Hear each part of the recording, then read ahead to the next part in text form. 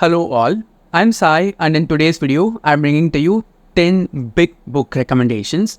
All these 10 books are over 500 pages long and trust me, they'll take quite a bit of effort and time from your end to finish reading them. And another added advantage to reading these 10 books is that all of them are standalone books. You need not commit to a series while reading any of these 10 books. And I also selected a good mix of different genres so that if you're a person who likes any specific genre, you'll have something to pick up from. So without any further ado, let's get into the books right away. The first book that I'm recommending today is an Indian literary fiction book and it is The Glass Palace by Amitav Ghosh. Now in this book, we follow our main character Rajkumar, who's born and brought up in Bangladesh, and he is orphaned because of some reasons which happened in the beginning of the book. After he's orphaned, he gets into Bangladesh and there are a lot of things that he does. Eventually, he ends up becoming one of those huge businessmen of a teakwood rendering factory inside the country. And it happens both in India as well as Bangladesh. And trust me, if you're going to read this book, it will just feel like a whole saga, okay? You get to see the story of Rajkumar, his children as well as his grandchildren. So there's like this huge generational story that is going on. And it has so many other things that are linked to it also. Since it's a literary fiction book, it also derives a lot of things from the history of India as well as Bangladesh separately and together. There are so many things that are going on with this book which you'll find a bit difficult to keep track of because there are a multitude of characters experiencing so many things inside the story. But it is also one book which is very fulfilling as an experience to read. So just go forward and give it a try. I'm sure you'll not regret it. Next, we have the saddest yet one of the most beautiful books that I've read so far in my life, and it is A Little Life by Hanya Yanagihara. I just went forward and picked this book in a whim because I was not feeling anything very intensely with all the other books that I was reading in March, and finally I went forward and picked this up. Trust me, this one book was just shook me to the core, okay? It has so many traumatizing things that are going on. At the same time, so many heartwarming, sweet things also. Here we follow the life story of 4 friends, namely Jude, Willem, Malcolm and JV. And of all the 4 friends, we get to follow the story of Jude alone, who's our most important main character inside this book, to every single small detail about his childhood and his entire life. We start the story with all 4 of these people living together in a room that is shared by them. And from then on, we get to experience small little chunks of the life stories of each and every one of the 4 characters. And after a certain point, we just zero in into Jude alone and we get to see what all has happened to him. Now, the thing about Jude's life is that everything that happens to him happens in the most extreme and intense way possible. If it's something that's bad, that is like the most horrible thing that can ever happen to a person in the world. At the same time, if it is something very good, it is super ecstatic and it just blasts you out of the world. It has such extreme emotions and feelings that are dealt with by the main character inside the story. And trust me, once you finish reading this book, you'll not be the same person again. And also, you should read this book only when you're feeling mentally good and in a really nice place. And read it only during the daytime and in summer and not during winter or the nighttime because it is super dark and it can easily put you into a depression if you're not doing well already. So if you're going to read this book, just keep in mind that you have to take the most care of yourself first and then go forward and read this. But trust me, once you finish reading this book, your life will not be the same ever again.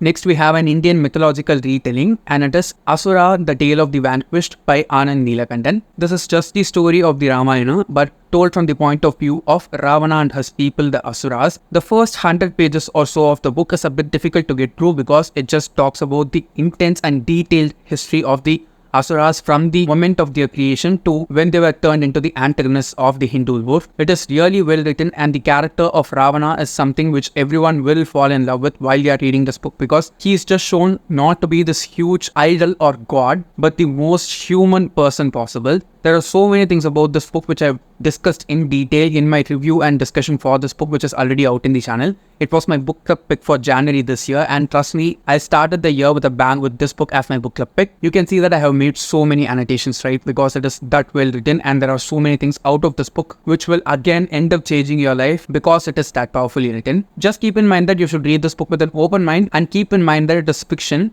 And if I have reviews for any of the books that I'm talking about, all of them will be linked in the description. Next, we have a Murakami book that is translated from Japanese into English like any of his other books and it is Killing Commendatore.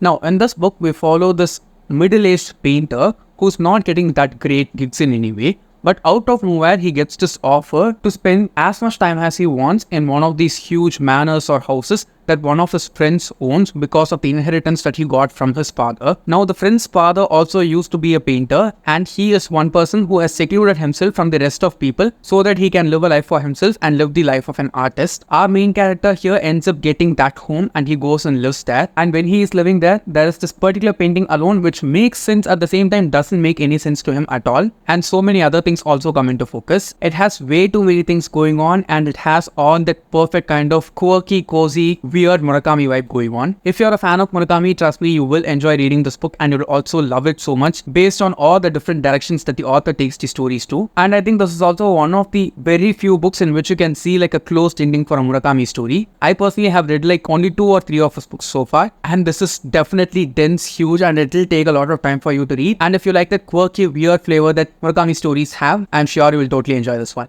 Next, we have a supernatural / thriller / fantasy book, and it is Lisey's Story by Stephen King. Okay, again, this is a huge book, and it is about the story of this fictional author's wife named Lisey. Okay, now Lisey is married to this very popular author, and he has been known for all his works and is super popular too. And everyone knows Lisey only as the wife of this particular author. What happens in the beginning of the story is the author dies and Lisey is to live the rest of her life all by herself, and she is not also interested in anyone that she wants to marry again. So she is dealing with the grief over the death of her husband in her own way. And she also reminisces about their past life together, what all has happened in their marriage and whether it is healthy or not, what are all the thick and thin they've been through, and all the dark sides of her husband that Lisey got to experience is being remembered by her right now. And there are also so many instances inside the story where we just slip into this supernatural realm and the story happens there too. Now, Stephen King is super well known for his way of telling stories inside stories, and this book is like a huge, great example of that. While you read this book, you'll be able to see the story happening inside the story, and there are also some instances during which there's a story happening inside the story that is happening inside the book. It might be a bit confusing when I'm telling it to you guys, but when you read the book, you'll just be able to experience how masterful and magnificent it is. It is also a book which can kind of fog your brain because of all the things that are going on, and it's also quite dark. So if you're into any of that kind of stuff, you should definitely try this one. Next, we have one of my all-time favorite books, and it is also the only book that I've read by this author. I have the other 2 books by her on my shelf, but I want to reread this and then go to the other 2 books because this is the debut by the author, and this The Secret History by Donna Tartt. You can see that it is huge, right? But trust me, once you start reading this book, you will not be able to drop it down at all because the author's writing will just suck you in, and you'll be able to feel the place in which the story is taking place.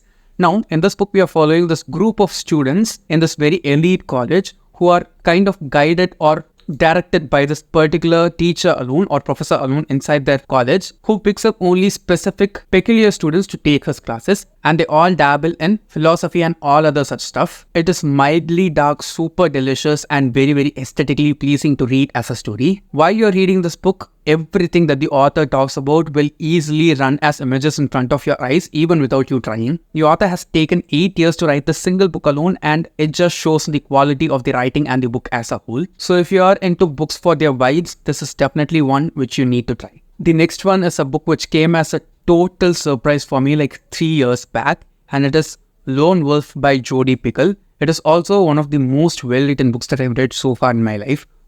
And in this book, we follow a family of 4 people, and the mother and father are divorced here, and the kids have been kind of living with their father and mother in half time, as they usually do when it comes to divorced parents. And the book starts out with the father and the daughter ending up in an accident, and because of this accident, the father ends up going into a coma. The thing about the father is that he's very much into nature, and he has spent a lot of time in the Canadian woods, because of which he feels himself very closely related to animals, and animals also kind of obey to him in many ways. The daughter is also in the accident along with her father, and the son, who's kind of to deal with all this mess along with their mother, is an English teacher in Thailand. After he gets to know about the accident, he comes to the place where the family is living from Thailand, and they all have to sort through this mess. Now, it is also said by the doctors that the father who's in the coma right now will not get back to life, and he has to live mostly under the support of medical instruments alone. Now, they have to decide to let go of him and basically just pull the plug. But they also know that once that is done and once some of the truths about their family comes out, it will just break them even far apart. It is such a compelling story, and trust me, if you like familial stories which deal with the emotions between parents and their kids and a family as a whole, this is one book you cannot miss.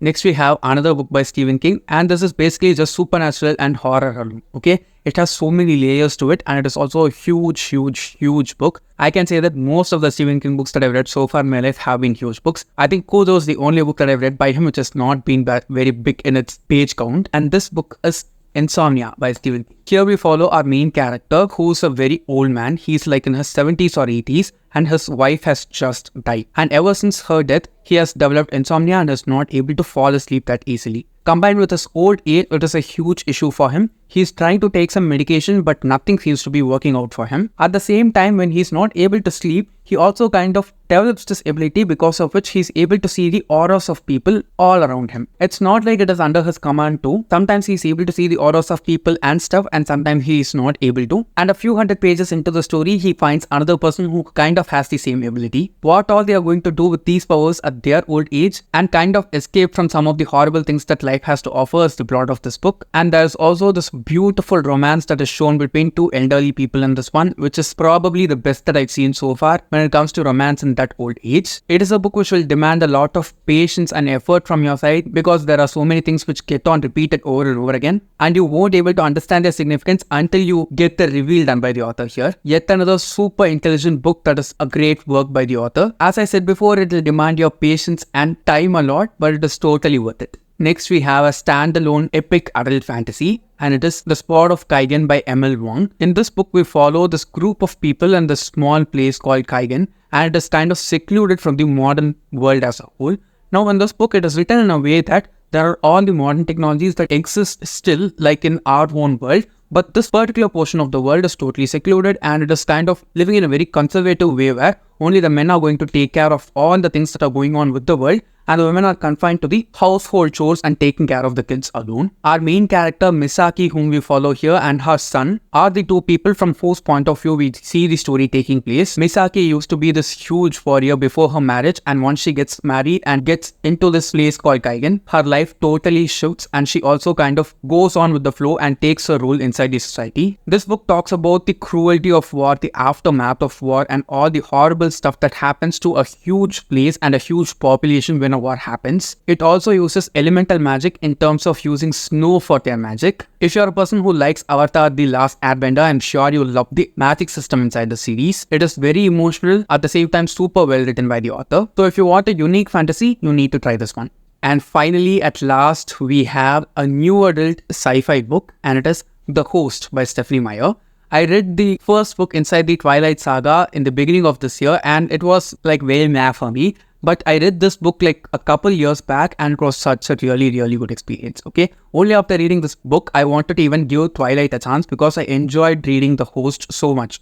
In this book, we basically followed our own world, but the world has been taken over by this alien race called the Souls, and they are small silver worm-like creatures who are inserted into the spines of human beings, and they kind of take over the consciousness of human beings. So they reside inside the body, but they take whole control of the human body, and instead of making the people live as such, they just take over the human form and live through the bodies of human beings, basically like parasites. And there are very few people who have not been overtaken by these worms so far, and our main character Melanie is one such person. After she gets overtaken by the worm too, it's not like her consciousness is totally lost in any way. So it is basically like two persons residing inside the same body and doing whatever they want inside the world. It is emotional, really well written, and the world is also well thought out by the author here. If you like nice character work and a cool world, I think you should give this a try. So yes guys, those are all the 10 big books which I wanted to recommend to you today.